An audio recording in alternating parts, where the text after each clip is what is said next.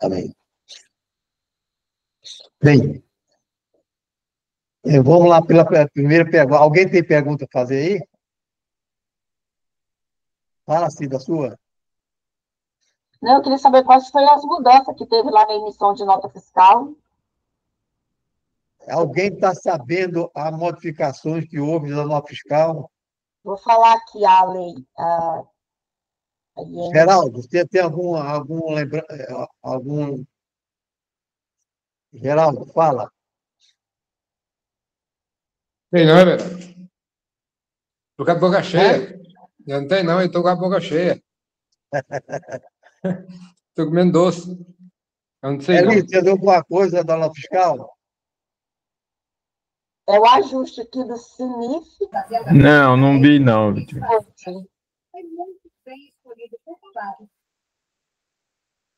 Ô, Nando. Oi. Passa para nós o ajuste aí que eu vou pesquisar aqui. 13 e 14 de 2024. Leandro chegou. O nosso Salvador Ronan, chegou. sua câmera está fechada, Ronan. Tá fechado? Espera aí. Eu não ouvi. Ô, Ronan. Oi. Ele Oi. não entrou, não. O Entrou, Leandro, o Leandro. Leandro, fala. Houve algumas modificações aí em 2025 a nota fiscal? Leandro? Está fechado seu microfone, Leandro.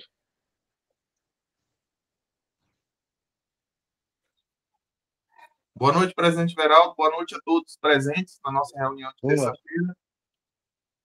Bem, presidente, a nível de nota fiscal eletrônica, de imediato, alguma coisa que mudasse o layout de imediato das notas, não.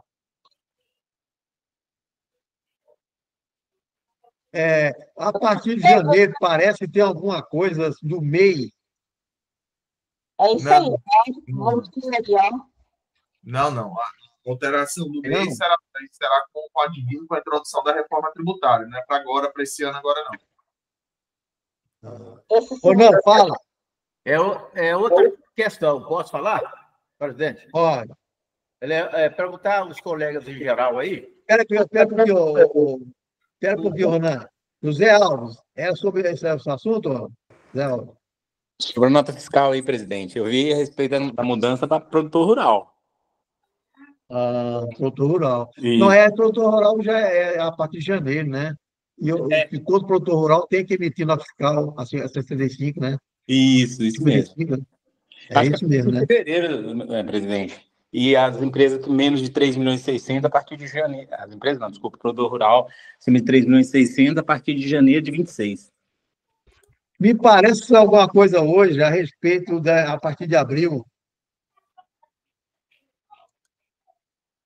Não, né? Fala, Ronan. Eu vou perguntar aí aos colegas sobre locação de imóveis próprios, uma receita aí na faixa de 80 a 100 mil por mês, ou até acima disso aí. Quem pode falar para mim, por favor, a vantagem, se de fato tem que constituir, já conversei com alguns colegas hoje, que tem que transferir os imóveis. É o caso do Ronan, né? Se precisa transferir os imóveis para a empresa. E como é que é esse tratamento aí, Leandro, para nós? Bem, Ronan, boa noite. Se o objeto principal da empresa for o oferimento de rendimentos na locação de imóveis próprios, tem duas possibilidades aí. Você constitui a empresa com atividade imobiliária, né? Ali a administração de imóveis próprios, certo? Só com essa atividade. Ou você, dependendo da particularidade da situação, você já constitui uma holding, né? Integralizar com os bens dessa pessoa física. Eu acredito que o proprietário desse imóvel deve ser pessoa física, né? Não te perguntei, mas eu acredito que seja. É pessoa física e exclusivamente administrar os imóveis próprios, sem outra atividade, e os imóveis estão todos da pessoa física do casal. Então, aí você tem que questionar fazer a leitura do negócio do casal. Se ele tiver intuito de proteção patrimonial, já é interessante. Não tem nada a ver com proteção patrimonial. É só tributação. Quer ver como é que vai fazer com essa receita, que é a 100 mil, mais ou menos, por mês. Ele quer legalizar para pagar menos impostos, ao invés de pagar os 27,5. Entendi. Não, aí é a constituição da empresa com o ramo de administração de imóveis próprios, né? Aí E a forma de tributação? Aí não pode ser do Simples Nacional, lucro presumido ou lucro real. Não pode ser Simples Nacional? Não. Não está no processo nacional e eu acho que o presumir também não cabe, não, né? Eu acho que o lucro é real mesmo, né, Leandro? Cabe lucro presumido por causa da margem de lucro. E aí vai... Tudo bem, o presumido é 11,33, o máximo aí, não é? E vai ser mais vantagem de que deixar na tabela progressiva, né? Mas aí você tem que transferir, Hélio, tem que transferir os bens para a empresa, né, Leandro? Sim, vai ter que integralizar o capital com bens, né? Exato. Com os bens... E não fica caro, não fica barato, não, viu? Os bens originários da Receita, todos eles. Isso é uma exigência, não? Não. Você vai integralizar os bens que tiverem sujeito a esse negócio jurídico, né? Se tiver algum bem que eles entenderem que pode continuar na pessoa física, sem problema nenhum. Mas o que eles quiserem diminuir a tributação, fazer tornar mais eficaz essa carga tributária, integraliza com o capital social da empresa, na hora de constituir. Ô, Leandro, tem imposto de transmissão nisso aí? Bem, Everaldo, com relação ao ITBI, como vai ter oferimento de renda, de rendimentos, vai incidir TBI. Fica carinho que é danado. É melhor você continuar pagando se a pessoa física, porque o valor do ITBI fica caríssimo, né, Rona? Tem que olhar ali aqui no município de Goiânia. Quanto que é ali? Salvo engano, não sei se é 8%. Pois é, agora, Leandro... O valor do imóvel. A legislação é a mesma de o lucro presumido, o fato de ser somente a receita desses imóveis próprios. Não vai administrar imóvel para terceiro, que não interessa para a pessoa, ela quer cuidar só, eles querem cuidar só desse patrimônio deles, certo? E são bastante imóveis que estão aí locando e eles administrando na pessoa física. Só porque também não vêm recolhendo os impostos, por isso que querem, a partir de agora, regularizar para pagar o imposto. Não vinha recolhendo isso aí na tabela progressiva. Entendeu? E agora, com essa mudança do governo, essas legislações mudando, eles estão assim meio temerosos. Então, já querem começar a contribuir, porém, quer ver a forma mais legal. Mas até agora, totalmente sonegando essa receita aí. Agora vale lembrar, realmente essa colocação ela foi bem pertinente. Por quê? Com a reforma tributária, a dação em pagamento é uma das operações que serão tributadas pelo IBS e pela CBS. Dação em pagamento é justamente realizar o capital com a integralização do imóvel. Então, se tiver que constituir a empresa, o momento é agora. Pois é, mas eles não podem constituir. É agora por quê? É agora porque você não vai ter tributação de IBS e CBS, né? Em 2025. Isso. Mas em 2026 terá. Eu tenho que para mim confirmar, eu tenho que verificar a eficácia do dispositivo. Eu tenho que confirmar aqui para poder cravar para você. Tem que confirmar aqui na lei complementar. Perfeito. Parece que a colega aí está querendo falar alguma coisa, a Cida Neves. Espera só um pouquinho. Eu tenho um cliente aqui que ele constituiu uma holding do seu único imóvel, proteger a casa dele. O imóvel agora é da holding. e ele mora no imóvel. Como que vai ficar essa questão? Ele teria que pagar aluguel para a holding? Eu não entendi, porque ficou meio buscada a fala. O proprietário que mora no imóvel que é da holding, ele tem que pagar aluguel para a holding? Ou ela vai ceder esse imóvel para o proprietário, o ex-proprietário, que agora ela é a proprietária?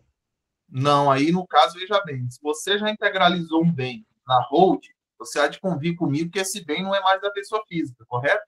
Esse bem é uma conta de capital da empresa. Então, ainda que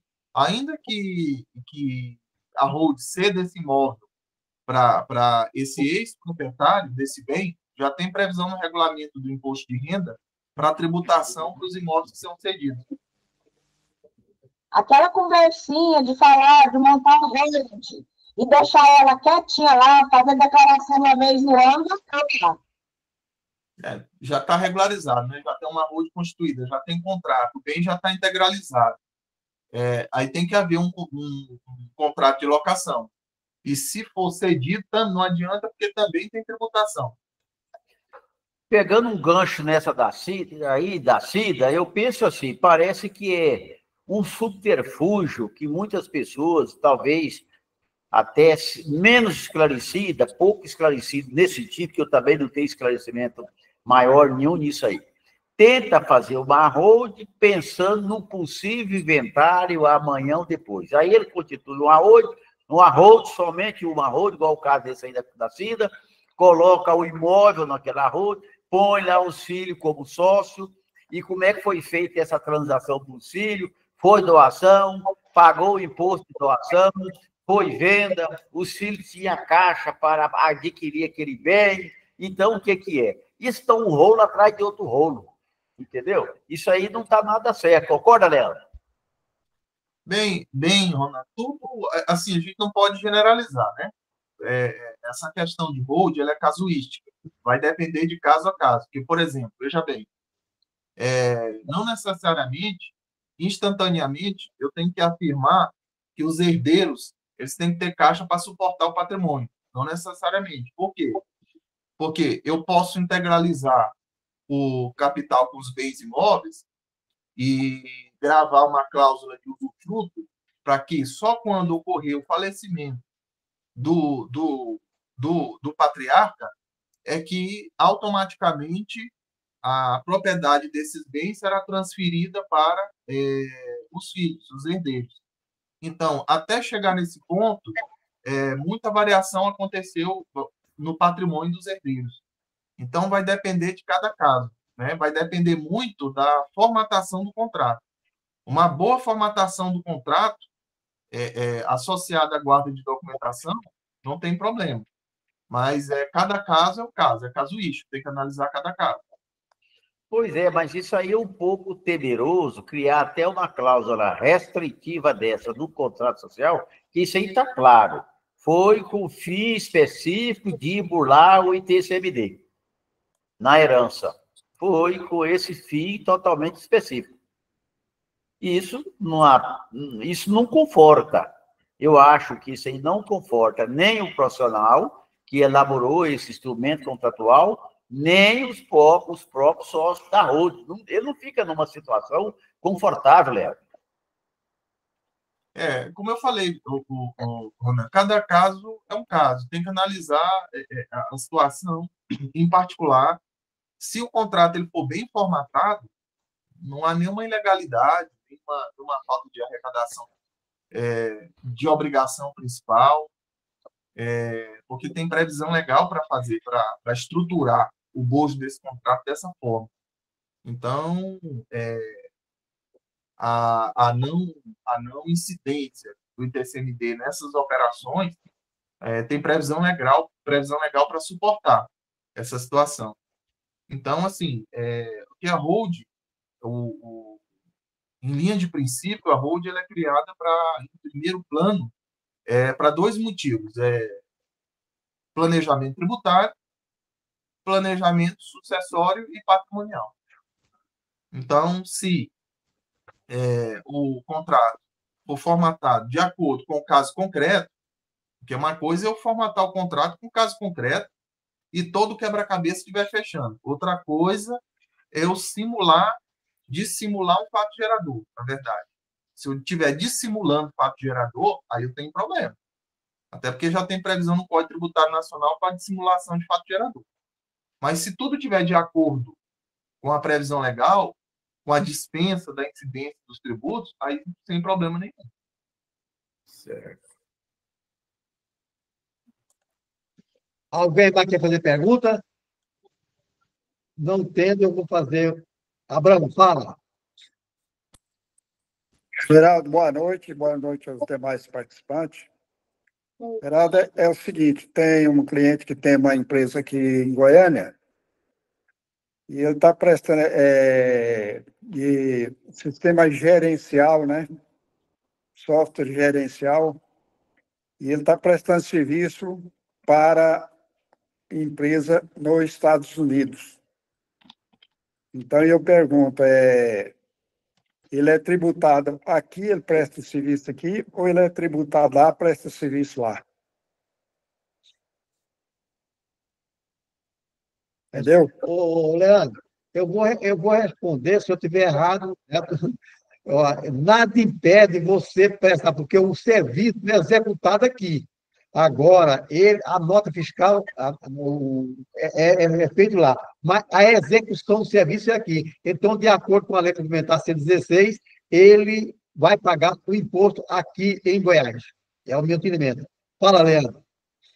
Então, assim, pelo que eu entendi que o Abraão falou, a prestação do destinatário da prestação de serviço está no exterior? É. Então, beleza. Agora, Então, veja bem, é um sistema gerencial, um software gerencial, entendeu? tá. Aí eu pergunto para você, o resultado, o efeito desse software gerenciado, se verifica lá ou se verifica aqui? Aqui. É aqui, né? Ele sai daqui, todo o suporte. Não é que ele sai daqui. O questionamento é o seguinte: o resultado desse software, o resultado dele existir, o produto, o efeito dele, se verifica no Brasil ou se verifica no exterior? Eu entendo que verifica aqui, porque até o suporte é feito por aqui, né? Não é questão do suporte. Veja bem, esse programa foi criado para um fim. Esse fim, o resultado desse fim se aplica aqui, é verificado aqui ou lá no exterior? Aí que eu não sei, Leandro. Aí que eu não sei. Leandro, que resultado você fala? Resultado é o efeito. É o produto final. Que efeito é esse? O produto final é lá, né, Leandro? Se o resultado, se o efeito desse programa gerenciado, ele se der, o resultado dele se der lá no exterior, se a gente vai falando de IS, é não incidente. Mas a Lei Complementar 116, Leandro, mas a Lei Complementar 116, olha, se ele faz tudo aqui no Brasil, não precisa deslocar para os Estados Unidos. Ele simplesmente instala o programa lá e ele gerencia tudo por aqui, esses efeitos, o rendimento é por aqui, então ele não precisa deslocar. Se eu não preciso deslocar, não há o que falar em imposto lá nos Estados Unidos, no outro exterior. Não é que o raciocínio não é em cima disso aí, não, Geraldo. A Receita Federal não é em cima desse sentido, não. Eu estou errado, né?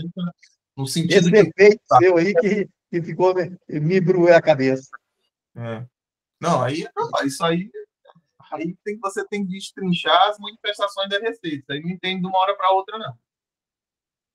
É porque se eu emitir a nota por aqui, eu tenho isenção de PIS, COFINS e imposto sobre serviço, né? Para você se garantir, para você ter segurança jurídica tributária, que é não incidência de ISS e que é não incidência de PIS e COFINS, você tem que saber se o resultado desse serviço se verifica lá.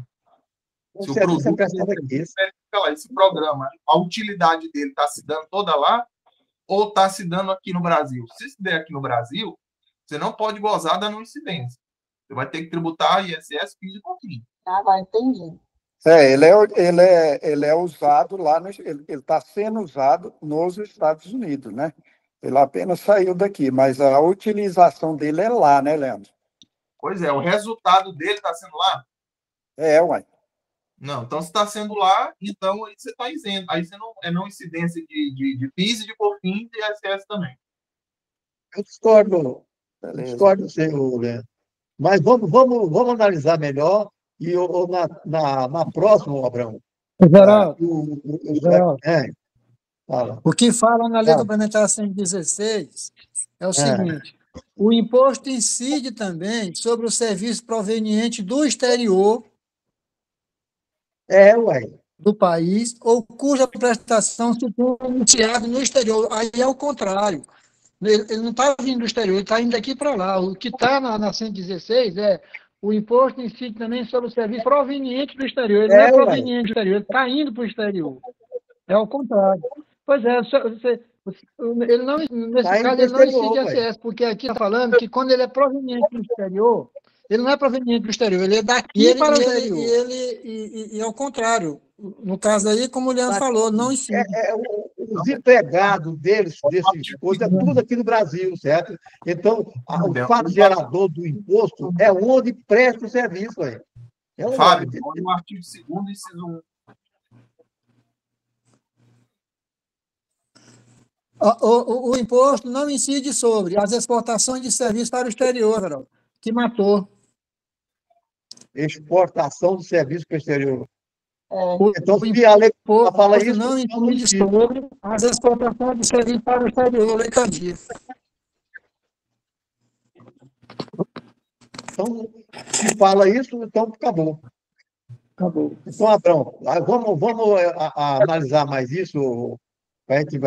Então, Abrão, se ele está falando, se o imposto não é sido a prestação dele para o exterior, a lei complementar falou, né? Pronto, né? Sim, não. A minha dificuldade é só se entender se o serviço está prestando aqui no Brasil ou se está prestando lá, né? A minha dificuldade é essa. Só um detalhe. Não. A gente finalizou aqui o ISS, mas não esquece do PIS e COFINS. O PIS e o COFINS você só vai poder tratar como não incidência só nessa condição que eu te falei. Se o resultado se verificar lá, aí é não incidência de PIS e COFINS. Se se verificar aqui, aí você tem que tributar o PIS e o COFINS. Zé Alves, fala. Eu ia falar exatamente o que o Leandro acabou de falar aí, porque se o financeiro da empresa vai ficar aqui, como é que ele vai usar esse dinheiro? Então, haverá uma incidência aqui do PIS e COFINS. Pode ser que tenha isenção do ISS por conta da não incidência da exportação, né? Mas o PIS e COFINS vai ter, né? Eu acho que do meu entendimento, sim. Agora, o ISS, quando ele falou, o Fábio falou que não incide impostos pelo exterior, é o ISS, né, Fábio? É o mesmo raciocínio. É o mesmo raciocínio da lei Candia, que foi ICMS. Os outros impostos vai incidir no Brasil e pronto. Aí bagunçou mais ainda, né, Abrão? Pois é. Tocar em frente, né? Aí, doutor Ronan. Vamos ver, Ronan. Fala, Ronan. Ronan, fala. Desculpa aí. Abraão, se você permitir, eu gostaria de voltar àquela sessão de locação de imóvel próprio, só para o Leandro nos ajudar a interpretar o artigo aqui, Leandro, que está lá na resolução 140 do Comitê Gestor. Está lá no artigo. Ronan, vamos acabar esse caso dele aqui. Beleza. Depois de volta novamente, né? Então, parece que ficou mais claro. Vamos dar uma lida na complementar 123, 116, quando o Fábio falou, não incide imposto, deve ser o ISS, mais imposto de renda, PIS, contribuição social, imposto de renda, contribuição social, incide tudo no Brasil, pronto. A minha dificuldade, Everardo, é só saber se esse serviço é executado no Brasil ou ele é executado lá nos Estados Unidos, porque uma vez o programa está lá. A concepção é executado no Brasil, ele só vai para lá, é igual eu tenho programa de emissão nota fiscal, lá no Pará, né? Então, eu pago o ISS por Goiânia e acabou.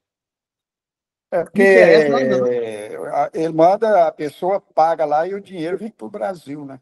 Exatamente. Entendeu? Geraldo, Ah, a IN 2121, que trata do PIS e COFINS, lá no artigo 20, ela fala: a contribuição para o PIS, PASEP e a COFINS não sobre as receitas de serviço prestado à pessoa física ou jurídica residente no estado do exterior, cujo pagamento representa ingresso de divisas, é que eu tinha falado. Com relação a divisas, é o mesmo raciocínio da Lei Candir. Não tem incidência, está exportando não tem serviço. PIS, não tem COFINS, não tem ISS, só tem imposto de renda. Aí tem que Imposto de ver renda vai ter? O imposto de renda e a contribuição social não tem isenção, não. Mas está satisfeito, Everardo. Vamos passar aí para o doutor Ronan aí. Leandro. Sim. Leandro, na resolução 140 de 2018, lá no artigo 15, o inciso 18, diz assim: não poderão optar pelo Simples Nacional a atividade que realiza atividade de locação de imóveis próprio, exceto quando se referir à prestação de serviços tributados pelo ISS. Lei Complementar 123 de 2006, artigo 17. O que é isso aí, Léo? Nesses casos, Ronan, a regra é que a locação de imóveis próprios ela não pode optar pelo Simples Nacional. A exceção é quando a resolução CGE 140 de 2018 ela disciplina que, exceto os serviços tributados pelo ISS, seria numa situação em que eu loco um imóvel, e vamos supor que esse imóvel é um salão, só que eu estou locando para casamento, eu estou locando para uma festa, eu estou locando para um buffet. Aí ele passa a ser permitido opção pelo Simples Nacional. Pode se optar pelo Simples Nacional. Isso, só Com lembrando. a reforma parece que isso aí caiu, né? Não? É diferente daquela primeira pergunta que você fez de administração de imóveis próprios. É diferente, uma coisa da outra. Tá? Sim, mas aqui está dizendo que a atividade de imóvel próprio ela pode optar pelo Simples, desde que... Locação de imóveis próprios. Locação, administração não. Não, é locação. O caso que eu pergunto. Não, peraí. Entendi, Léo. Entendi a sua colocação. Entendi. Beleza, Léo.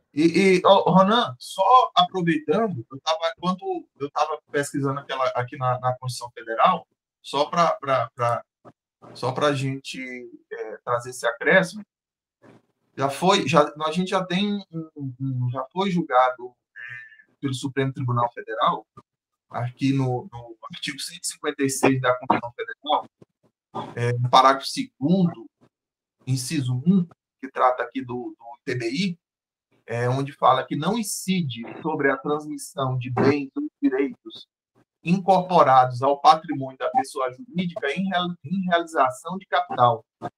Então, o Supremo Tribunal Federal já julgou que, nesse sentido, não incide TBI. Não incide TBI.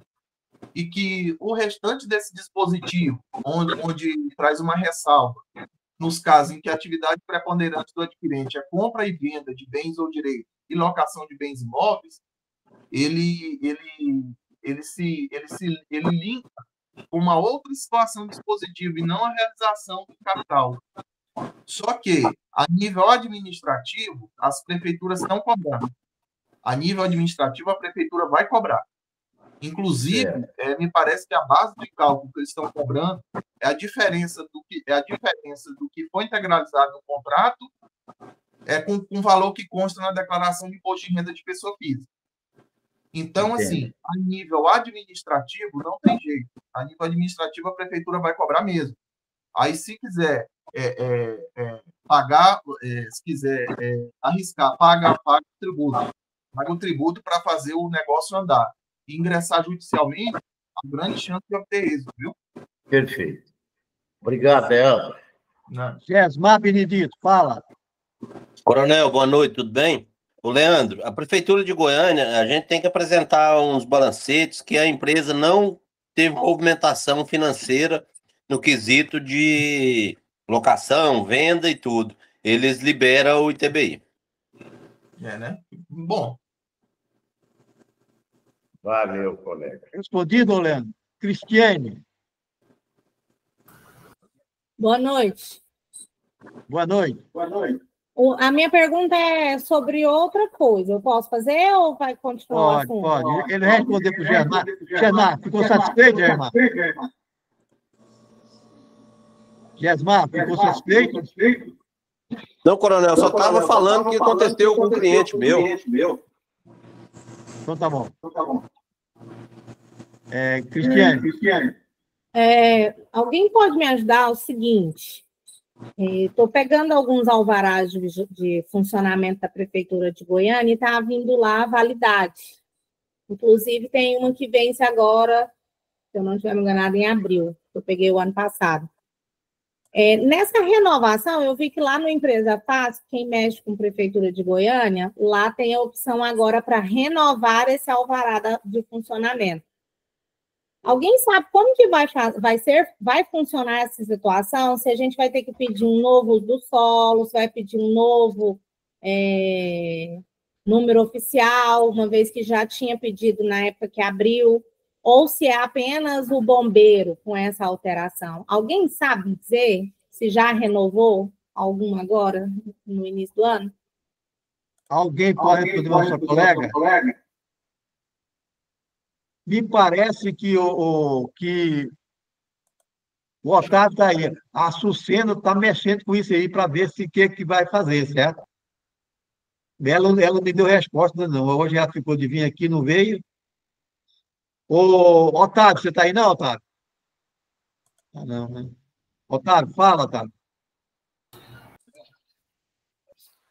que está acontecendo é o seguinte, lá no alvará Empresa Fácil, tem renovação.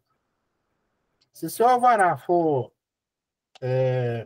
recente, se você clica lá, ele vai gerar uma taxa de R$100. Automaticamente, você pagando a taxa, está renovado o alvará. Só pagar. Mas não foi o que a gente conversou lá, sua Verônica, aquele dia, semana passada? Foi. Você? Então, com os mesmos documentos que eu já dei entrada na época do alvará de funcionamento que saiu, por exemplo, eu tenho uma empresa aqui que ela abriu, já tem 3 anos, se eu não estiver me enganado. E aí, todos os anos, ele paga aquela taxa de funcionamento que sai lá, né? Que é aquela que sai lá no ISS, a gente emite. E tem os alvarás dele, de bombeiro, tem o alvará da AMA, que ainda está vigente, que ela saiu tem pouco tempo, o alvará de vigilância sanitária, todos esses eu renovo todos os anos. Certo. Aí esse que eu dei entrada, tem mais de 3 anos que a empresa abriu. Então, esse, para renovar, provavelmente cai aí, então, em pendência. Porque não é tão recente, é uma empresa de 3 anos, por exemplo. Peraí, só um pouquinho. Quando você abre o financeiro lá no portal do empreendedor lá da empresa, né? Da prefeitura. Aí você tem lá, vai no financeiro, você tem taxa de licença, você tem, às vezes você tem renovação lá de letreiro, alguma coisa assim, certo? Aí você clica, tá no financeiro. Aí você vai lá naquela Empresa Fácil lá embaixo, clica lá. Aí ele está pedindo lá renovação do alvará sanitário ou renovação do alvará. Porque nessa leva de legislação que foi aprovada na época do Rogério Cruz, os vereadores colocou lá que os alvará de localização em funcionamento têm durabilidade de 1 ano. Então, você precisa de renovar. Agora, vamos lá. Aí você abre o Empresa Fácil, clica renovar. E, se ele gerar a taxa, é porque foi renovado. Aí, lá embaixo, ele está pedindo lá uso do solo, número oficial do bombeiro. Mas lá embaixo, numa abinha lá, está assim, renovar. Aí você clica naquele renovar, mesmo que aqueles documentos lá, ele já gera a taxa. A hora que ele gerou a taxa, está renovado, seu alvará. Agora, se você abrir de uma empresa mais antiga, você vai ver que ela não está, que não tem a renovação do alvará. Eu tenho umas empresas minhas que vai ter dificuldade, porque antes da legislação, ela tinha atividade que hoje ela é impeditiva dela ficar naquele lugar, pela legislação que foi alterada, entendeu? Então, o que a gente está fazendo? Isso que eu falei para a Sucena lá, para verificar essa questão. Aí ela falou assim, você tem os exemplos? Eu falei, tem. Eu tirei a cópia dos documentos e mandei para ela. Era aqueles alvará de 1980, 1990, que a empresa não fez nenhuma alteração nem nada. Está lá até hoje. Mas e essa empresa não teve a sua renovação automática no sistema da prefeitura. O que eu vou ter que fazer agora? Tirar o uso do solo, número oficial, bombeiro, anexar toda a documentação e ir lá. Aí o que vai acontecer?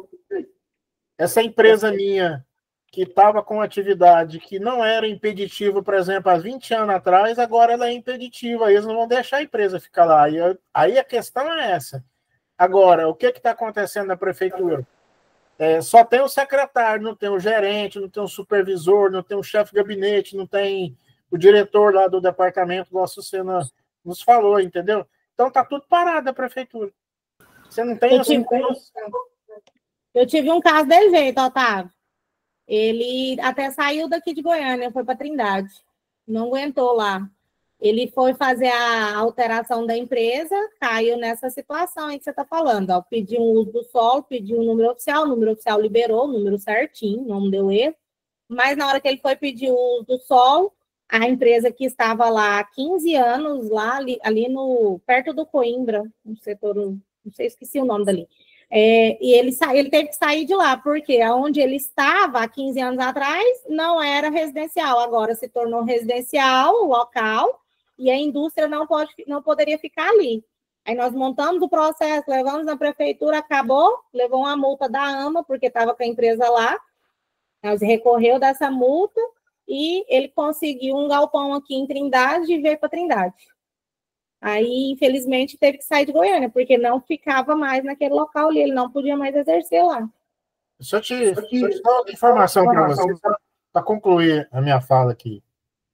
Você conhece aqui o Parque Oeste Industrial, saindo aqui para Guapó? Sim. Pois é, e tinha uma empresa lá que ela montava o quê? Quadro de distribuição de energia. Ela fazia isso para prédio, empresas e tudo, entendeu? Nós não conseguimos registrar essa empresa lá, porque ali só tem galpão, certo? Aí o que aconteceu? Os vereadores mudaram a lei, ali agora passou a ser residencial, porque está construindo muito prédio lá. Aí agora virou residencial. Você não consegue registrar transportadora lá mais, você não consegue registrar empresas, vamos dizer assim, de um porte já maior, entendeu? Lá, mas lá tem muitos galpões que tá lá parado, que não consegue alugar por causa da prefeitura. É o caso do meu cliente lá, vai botar para alugar lá, porque era dele esse galpão, ele teve que sair de lá porque a atividade dele não permitia ali, foi para Trindade e tem que alugar. Alugar para quem? Vai ter que desmanchar aquilo ali, fazer casa, porque é casa, ou vender, É paciência, né? Prefeitura. Prefeitura. Fábio, fala. É sobre outro assunto, pode falar? Ô, Cristina, está satisfeita, Cristina? Ou fica insatisfeita ainda, né, filho? Não, eu vou fazer igual o Otávio fez. Vou sair clicando em tudo quanto é lugar que tiver lá, renovar. Renovou, bom, pega o documento. Não renovou, vamos ver o que vai dar.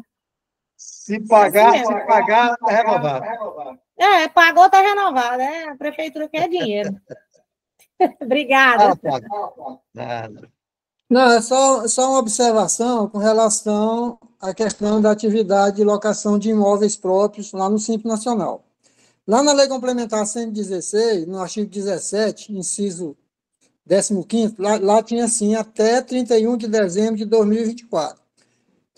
Não poderá exercer atividade no Simples Nacional, a empresa que realiza atividade de locação de imóveis próprios, exceto quando se referia à prestação de serviço tributado pelo ISS. Existia essa exceção. Porém, a partir de 1º de janeiro, agora com a Lei Complementar 214, né, da reforma tributária, eles tiraram essa exceção, ou seja, não pode ficar no Simples Nacional quem realiza atividade de locação de imóveis próprios. Então, alguma empresa aí que não passou batido nisso aqui, que continue tendo locação de imóveis lá, com prestação de serviço tributada pelo ISS, trate de se livrar, porque esse ano já não pode mais, já não existe mais essa exceção. Você tem um artigo aí da 214, Fábio? Tem, deixa eu pegar ele aqui. Faz o favor para Ele mim. está lá deixa eu pegar aqui. Ele começa lá no 516, se eu não me engano. É o 516. Tá bom. Ele traz as mudanças da Lei Complementar 123. Certo. Tá beleza, Fábio. Obrigado, Renato. meu amigo. Pode falar, Renato. Renato, levanta o braço. Não está saindo o seu Renato. som, Renato.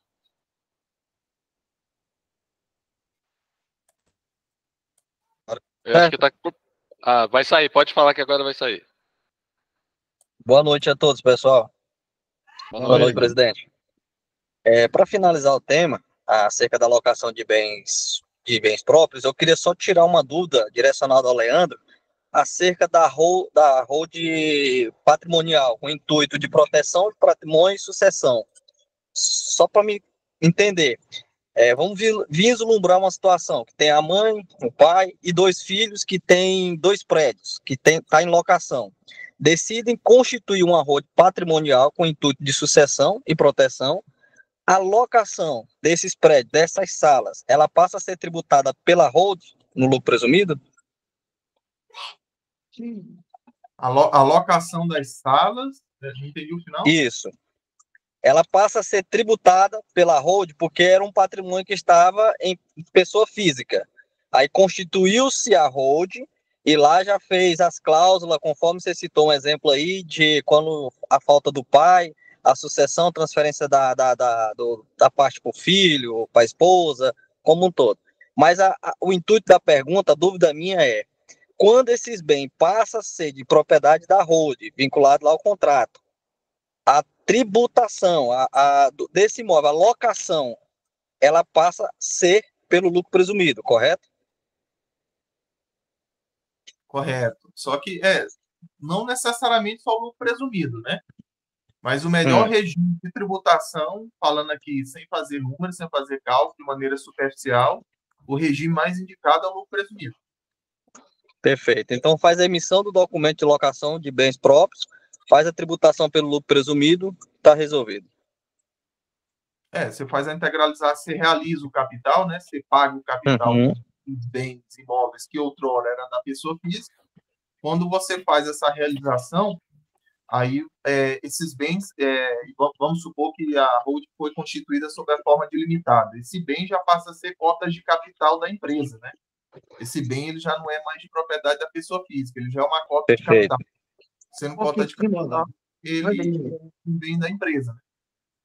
Perfeito. Maravilha, essa era a minha dúvida. Um detalhe muito interessante que a gente não comentou aqui é o seguinte: só toma cuidado com a integralização na hora de integralizar esse bem imóvel, para não integralizar ele com um valor muito abaixo do valor de mercado, porque o Estado ele pode considerar como essa diferença como doação, tá? E aí, se o Estado considerar como doação essa diferença do valor de mercado, aí cobra o ITCMD. Muito bem, obrigado pela observação. O pessoal, Ronan. Oi. Ronan, administra aí que eu vou subir aqui, tá? Ok, Leandro, obrigado por sanar a dúvida, garoto. Muito obrigado. Vamos em frente, colegas. A próxima pergunta, vai me ajudando aí, Welles. É a Cristiane. Pode fazer, Cristiane, essa pergunta. Ô, Leandro, continuando a pergunta aqui do colega sobre a holding, no meu caso, eu tenho uma holding aqui, que eu até mandei consulta aqui para minha consultoria. Eu tenho que, por obrigação, nesse caso da minha, que já está na imobiliária, ele vem e entra para mim o valor bruto, né? E eles tiram a taxa da imobiliária. Eles declararam a de imóvel. Por eu ter essa atividade de locação na minha empresa, mas não sou eu que faço a locação e não faço a gerência desse imóvel. A gente já pega tudo prontinho da imobiliária. Eu, por obrigação, eu tenho que enviar a DIMOB só por eu ter essa atividade de aluguéis, locação. É uma dúvida que eu estou falando aqui, porque eu vi que alguém tem holding, né? Entendi. Eu não vou, Cristiane, eu vou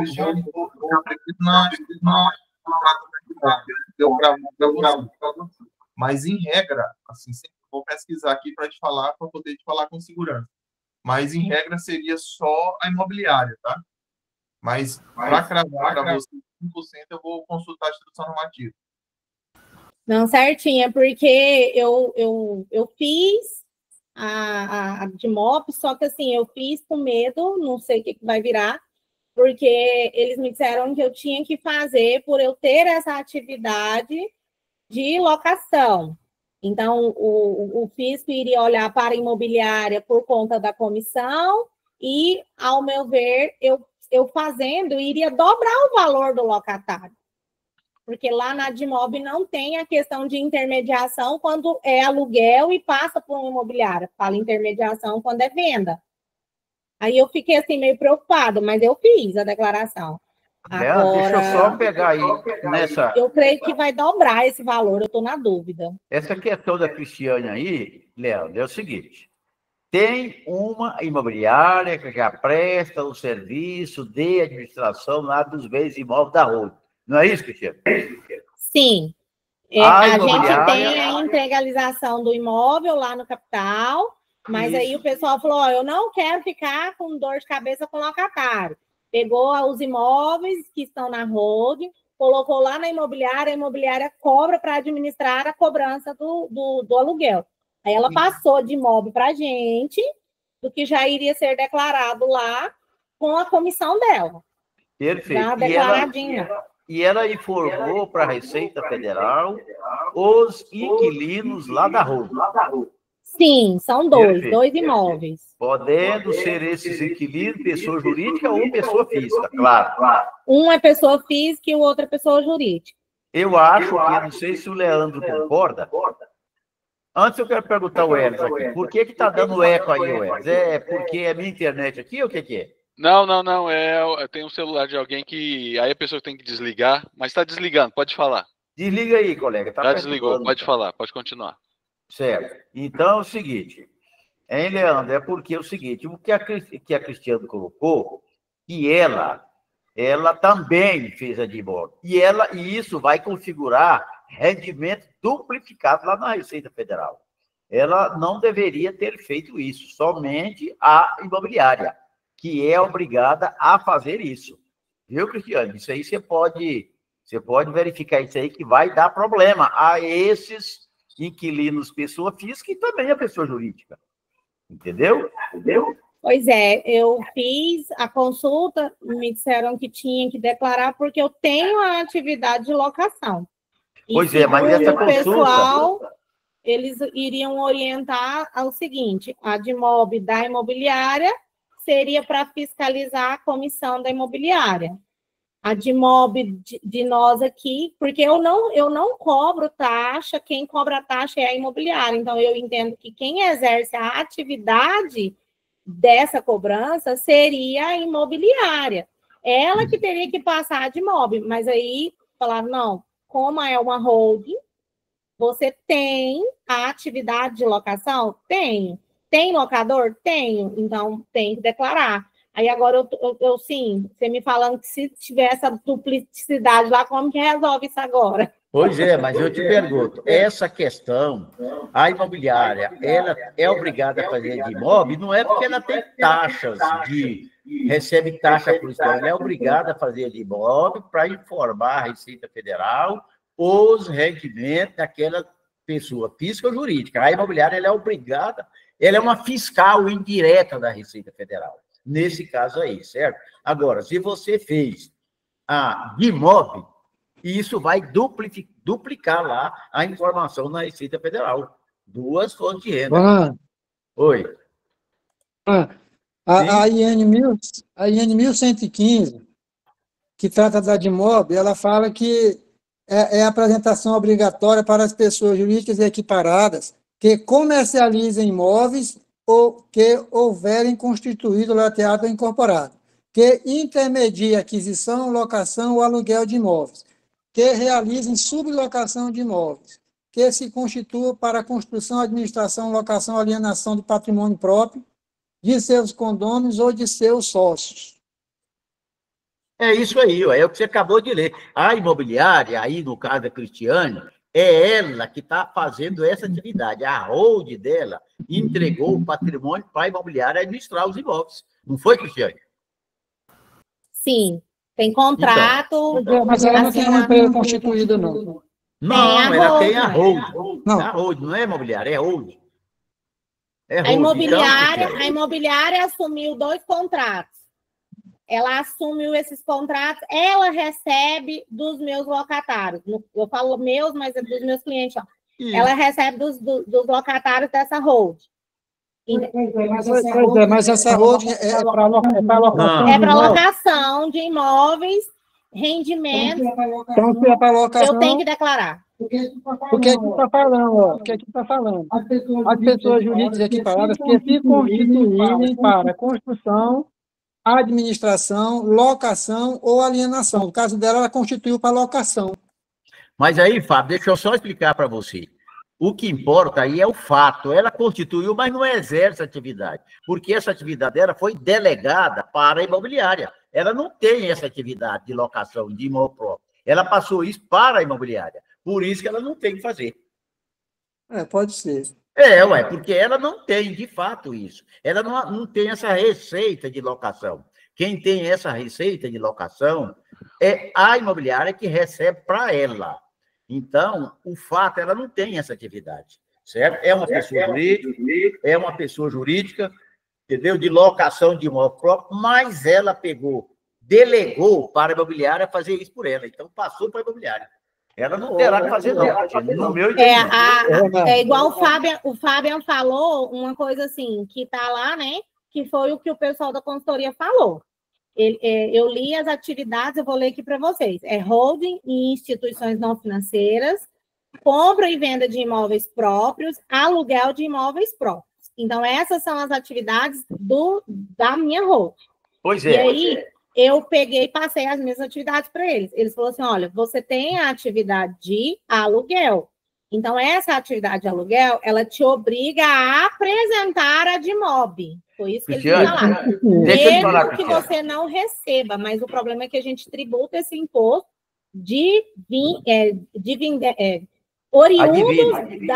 oriundos da imobiliária, que é ela que cobra, não sou eu. Pois ela que cobra, ela que administra. Pois é, mas você não exerce essa atividade, está no seu contrato. Ela está sendo feita lá pela imobiliária.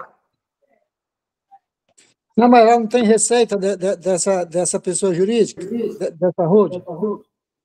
Tem a receita, a gente tributa, como o Leandro disse, o lucro presumido. Então ela está exercendo.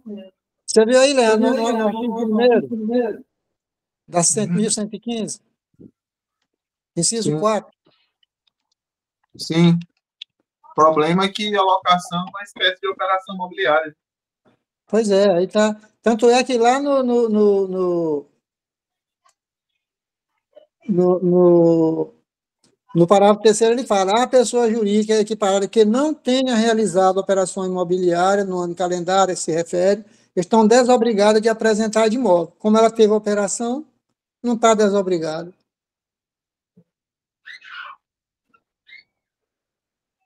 Foi aí o ponto final aí que o pessoal falou assim, olha, mesmo que você não receba diretamente do locatário, mas a imobiliária ela vai apresentar de imóvel dela, porque ela tem a obrigação de fazer, e você vai ter que apresentar porque você tem essas receitas que partem da imobiliária. Então, o que seria o correto? O que seria o correto? Não ter a imobiliária. Por quê? Porque eu já tenho a atividade que me obriga a apresentar a DIMOB. Então, quem teria que fazer essas cobranças diretamente? A própria holding, não ter a imobiliária, entendeu? Pelo que eu entendi, o que o pessoal tentou passar, né? Mas aí, enfim, eu fiz. O problema você vai ter com a receita duplicada lá. Pois é, a duplicação da receita ou não. Cristiano, que abunda não prejudica, não, viu? O quê? O que abunda não prejudica. É, né? O duro é que na hora que o caboclo for apresentar lá, vai ter 2 receitas de aluguel, né? A minha e a da imobiliária. Tomara que não duplique. O interesse é o mesmo, não tem problema, não. Abraão, fala. Everaldo, eu endosso aí o doutor Ronai. Eu já tive esse caso, consultei na época tudo, porque ele delegou, ele terceirizou. Ele tem atividade, mas ele não exerce. Ele delegou a terceiro. O doutor Renan está certinho. E eu não apresento a imóvel desses casos aí, tá certo? Doutor Abrão, ela não exerce, não, ela exerce, porque ela reconhece a receita, então ela exerce a atividade. Mas essa receita vem através de um administrador. Não, ela reconhece ela cedeu a administração para um terceiro. Entendeu? Eu nunca tive problema com isso, eu faço, nunca tive. A outra coisa que quer dizer, falar com o doutor Leandro. Tem 2 casos de holding que ele foi orientado a não fazer a transferência no cartório, porque se fez na junta, ele não precisa fazer no cartório. E eu estou contrariando essa orientação aí, eu não consigo entender se ela está correta. Não, se ele já fez a integralização, Abrão, pela junta comercial, não anula a obrigação de passar a propriedade do bem lá no cartório, não. Pois é, e aí está sendo orientado que não precisa fazer. Provavelmente está querendo correr do imposto, né? Mas eu considero que é obrigatório a fazer. Assim, uma coisa não inviabiliza a outra, né? Por exemplo, ele pode correr com o processo na junta comercial sem problema nenhum. Porque aí a Receita Federal, até que não haja um procedimento fiscalizatório, ela não vai se preocupar com isso. O importante é que o processo corra lá na junta de forma correta. Mas esse fato não anula o outro. Ele vai ter que registrar, sim, no cartório a passagem do bem da física para a jurídica. É porque se há algum tempo ele for transferir esse bem, a hold for transferir esse bem, e não tiver feito no cartório, não tem como fazer a transferência no cartório, porque, entendeu? Isso. Só que são situações, né? Fica um... a meu ver, está uma orientação totalmente errada, né? Eu estou dizendo que não é, tem que fazer. Tem que fazer no cartório. E, aproveitando só o gancho aqui, Cristiane, pelo que eu consultei aqui na legislação, na instrução normativa, as pessoas que estão dispensadas de entregar de imóvel são as pessoas que não praticaram operações imobiliárias. Então, veja bem, a locação, ela é uma operação imobiliária. Independente de você ter contratado um terceiro para administrar o recebimento desse valor, onde que para ele a natureza do rendimento dele é comissão e o restante é direcionado para a empresa, então você está sim obrigado a entregar de imóvel, tá? Porque o fato gerador da DIMOB, ele não está na contratação terceiro, ele está na prática da operação imobiliária. Então, se você graças a Deus, você pratica atividade imobiliária, a terceirização para o auferimento desses rendimentos não anula a obrigatoriedade de entregar de imóvel por parte do contribuinte ali, da empresa que está praticando a operação imobiliária. Então, a contratação do terceiro é só para administrar o recebimento do numerário. E esse administrador ele fica só com a comissão. Então, você Leandro, mas como é que fica essa situação agora que lá vai ter as 2 informações na Receita Federal? Que está duplicada a Receita. E como é que vai ficar isso? Não, a Receita Federal não duplica, não, porque senão ela vai estar trabalhando em desencontro com a instrução normativa que trata da DIMOB. Lá, a instrução ela já fala que está dispensada a entrega da DIMOB quem não praticou operações imobiliárias no ano calendário. E quem loca é a empresa. A administradora de imóveis se encarrega de só administrar o recebimento. Então, se ela loca, ela pratica a operação imobiliária. Vanildo, fala. Vanildo. Boa noite, está ouvindo? Só um minutinho. Inclusive, Cristiano, se você me permite, Lá no Perguntas e Respostas também, onde da de moto, acho que a questão número 10, ela fala o seguinte, lá tem uma pergunta e lá na resposta fala que a empresa cuja atividade é administração, alocação ou a cessão de seu patrimônio está obrigada a apresentar de modo. Aí lá na resposta ela fala, se a empresa tiver feito operações imobiliárias, no ano de referência, ela estará obrigada à apresentação. Se houver a contratação de outra empresa para intermédio da alocação, no seu caso, ou venda, esta também deverá apresentar de modo. Então, são as duas. Muito obrigada, viu? Na perguntas e respostas até não cheguei a olhar, não. Mas o pessoal da consultoria foi categórico quando ele falou que tem que apresentar de mob por conta da minha atividade, como eu exerci os recebimentos, e a gente tributa lá no lucro presumido, é obrigatório, sim, apresentar de mob. Mas muito obrigada. O raciocínio que você tem que adotar é o seguinte, não é nem esse, o raciocínio é o seguinte, eu pratiquei a operação imobiliária, aí você tem que ter o conceito do que é uma operação imobiliária. É administração, é locação, é alienação. Aí, se você tiver o conceito da operação imobiliária, você sabe se você está obrigado ou não. Como você loca, você pratica a operação imobiliária. Então, você está sujeito à entrega. Leandro, tudo bem. Leandro leu aí o dispositivo legal, tá aí direitinho, não vi, mas acontece que o fato, ela não praticou, a Hold, ela não praticou. Portanto, que ela não praticou, que ela não queria praticar, delegou os poderes lá para terceiro. Ela até falou muito bem, que ela falou aí para a contadora, falou, ó, eu não quero mexer com isso, eu não vou mexer com locação de imóvel, eu vou passar para a imobiliária. Então, de direito, mas tudo bem, isso eu acho que pode dar por isso errado, mas eu continuo achando que isso vai dar problema na Receita, que ela não praticou. Prova disso que ela falou para ela aí, inclusive foi o que o Cristiano falou, ela falou, ó, eu não vou mexer com isso, não quero saber nada disso, eu vou passar para a imobiliária tomar conta. Quem praticou? Imobiliária, não foi a empresa. E o que o Leandro leu aí na lei está certo, ele está dizendo que pratica, mas ela não praticou. A Hold não praticou. Mas tá bom. Doutor Ronan, é preciso ver com a Cristiane se ela apresentou a de modo dela igual foi apresentada a imobiliária, que se apresentou com valores diferentes, complica, né? Aí o rolo vai crescer mais ainda, sabe? Não, foi igualzinho, porque a empresa foi constituída em abril e até julho ela recebeu ainda na pessoa física do dono do imóvel, porque estava no processo de alteração, constituição e autenticação lá no cartório, né? Da escritura. Então, vamos fazer o seguinte, o Jorge vai estar chegando logo aqui agora em março, né, Geraldo? Está chegando o imposto de pessoa física. Aí, Cristiano, a gente vai perguntar isso para o Jorge. Pronto. Vai ter que aguardar, né, a pessoa que for declarar, no caso, a pessoa que paga pela pessoa física, para verificar se vai receber 2 vezes lá o pagamento. Né? Vai dar problema aí. Lance isso aqui para o Jorge, uma boa pergunta para ele. Vanildo, fala, você parou, Vanildo? Vanildo?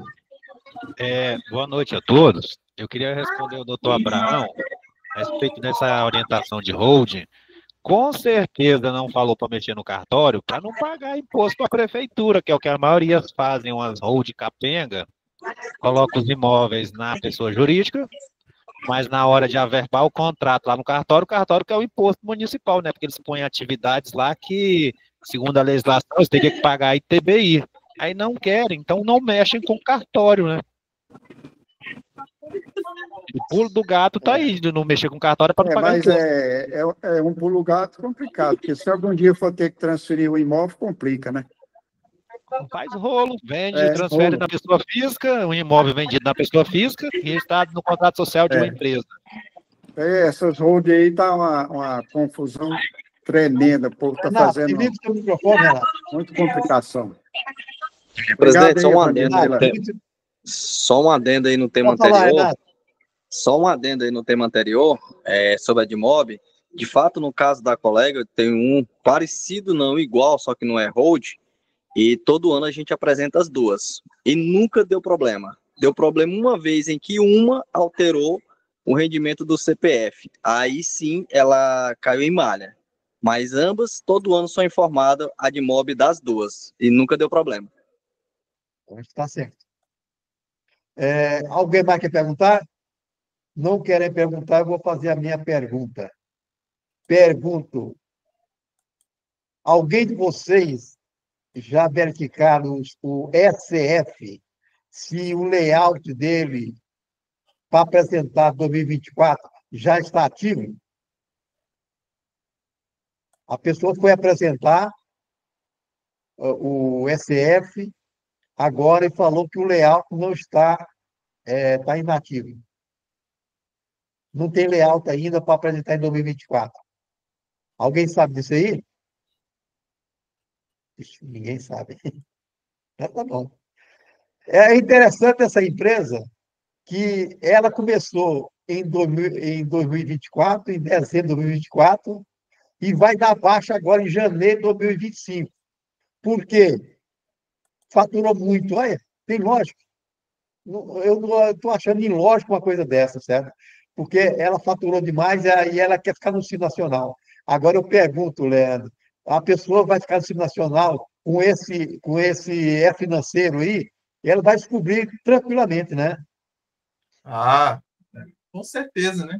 Porque é ao contrário do que toda a população, a maioria da população brasileira está pensando, e quando houve a revogação da instrução normativa, deixou de se fiscalizar o PIX, pelo contrário, foi ampliar, porque voltou foi o que era antes. Então, assim, passou para, salvo engano, 5 mil pessoas físicas, era assim quando houve a alteração da instrução, a revogação e a instrução nova. Foi para 5 mil pessoas físicas e, salvo engano, 15 mil para pessoas jurídicas. Aí, como a instrução normativa, ela revigorou a instrução normativa anterior, ou seja, voltou os parâmetros do passado, ou seja, pessoa física foi para 2.000, pessoa física foi para 2.000 e pessoa jurídica foi para 6.000. Então, assim, aí o que a gente observa disso?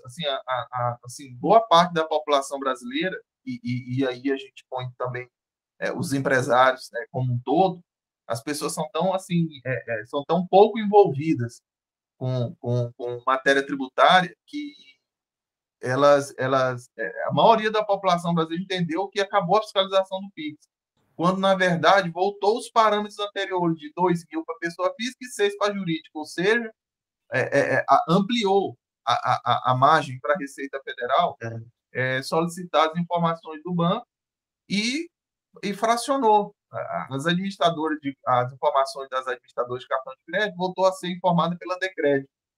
Então, assim, a gente percebe que há pouco envolvimento dos partícipes que deveriam estar atentos a isso, e ficou entendido ali que não acabou a fiscalização do PIX, né? Não, pelo contrário, foi ampliar.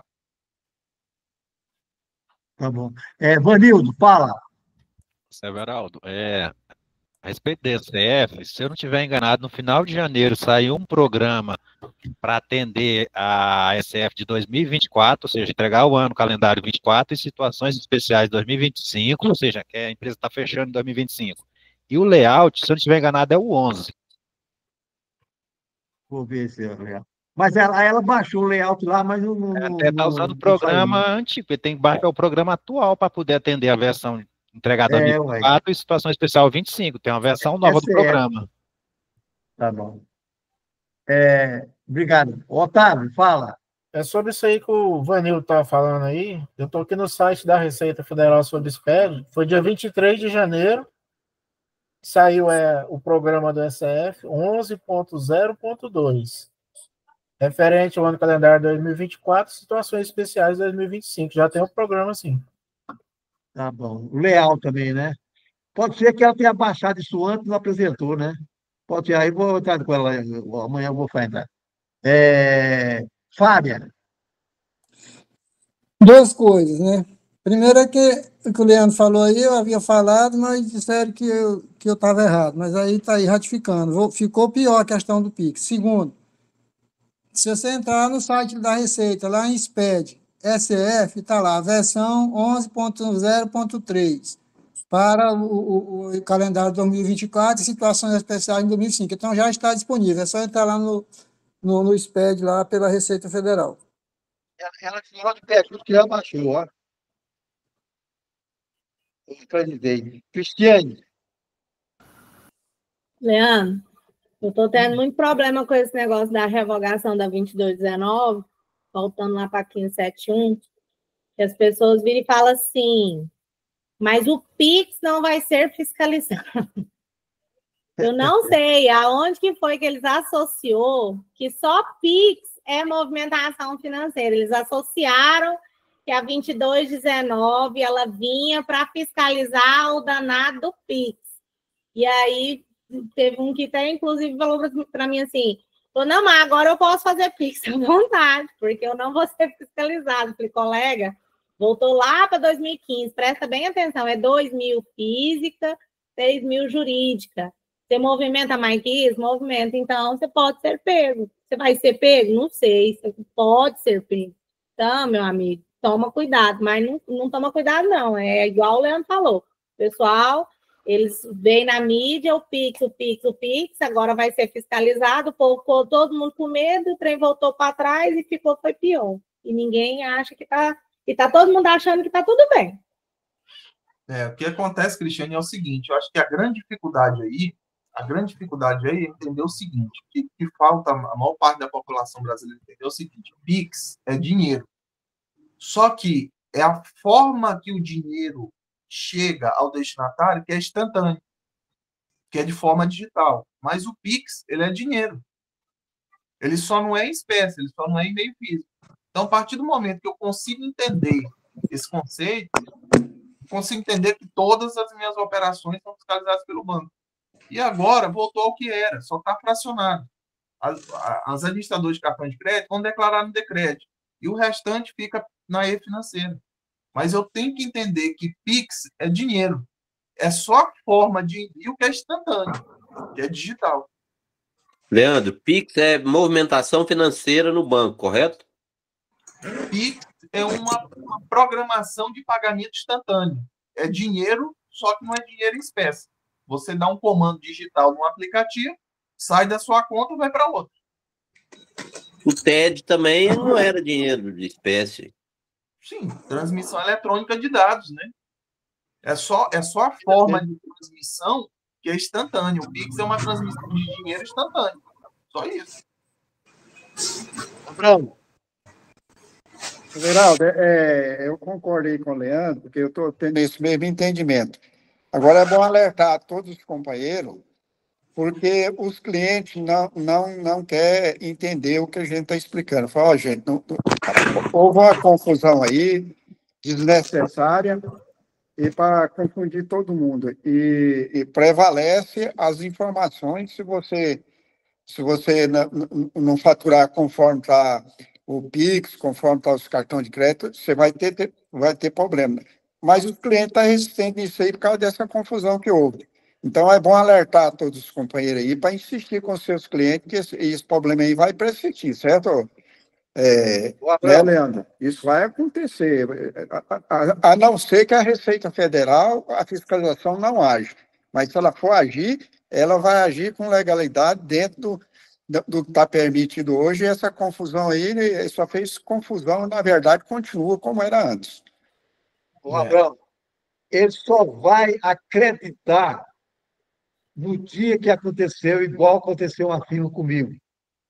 Ele falou bem claramente, o Estado notificou eles, você teve um faturamento de 58 mil e você tirou nota de 22 e já veio alta inflação. Pronto. Então, ele só vai acreditar no dia que aconteceu, o que aconteceu comigo, e eu pagava já pelo banco, certo? Os 58 mil. Eu já pagava. Então, eu evitei do cliente pagar nada mais, nada menos do que 200 mil, certo? De multa, certo? vai acontecer isso, certo? Simplesmente, certo? A prefeitura pode notificar, o Estado pode notificar, a Receita Federal pode notificar, qualquer um deles pode notificar que ele é o gestor do financeiro, né? O grande problema, e Abrão, o grande problema, Abrão, é o seguinte, é a forma como o executivo coloca as coisas. Então, a forma equivocada como o executivo colocou a situação do PIX causou todo esse transtorno. Então, você analisar, a Receita Federal, por exemplo, ela já há algum tempo ela vem se perdendo em algumas situações. Por exemplo, vou te dar o exemplo agora do MIT mais DCTF. Terça-feira, a gente apresentou uma palestra aqui sobre o MIT, na terça passada. A data de vencimento era até o dia 25 do mês seguinte. Mas você veja bem, se eu tenho imposto de renda e contribuição social vencendo no último dia útil do mês, que pode ser 31, qual o sentido de eu ter uma obrigação acessória com prazo de entrega para dia 25? Aí você vê, aí agora a Receita vem, publica uma nova instrução normativa, chegou à conclusão de que não tem lógica uma situação dessa, falou assim, não, agora a DCTF mais o MIT, o prazo de entrega é até o último dia útil do mês seguinte. Né? Por quê? Porque ela chegou à conclusão que, primeiro, essas apurações elas iam sair pela pressa na hora para fechar a DCTF Web, mais o MIT até o dia 25, as apurações iam sair com inconsistência, ia prejudicar a arrecadação também. Ela falou, não, agora é até o dia 25 do mês seguinte. Aí, outro detalhe, você chega na instrução normativa, ela confunde sem movimento com inativo. Então, quem não tem uma precisão na hora de interpretar essas instruções normativas, a pessoa se complica toda. Então, ela falou sem movimento. Ela teria que ter criado um dispositivo para o sem movimento e um parágrafo único para inativa, porque tem diferença de uma coisa para outra. Aí ela veio agora e falou o seguinte, não, janeiro de 2025, você vai ter até o último dia útil de março para entregar. Ou seja, acho que o último dia útil é 31 de março. Então, você tem agora até 31 de março para entregar. Só que tem um problema, só que tem uma questão.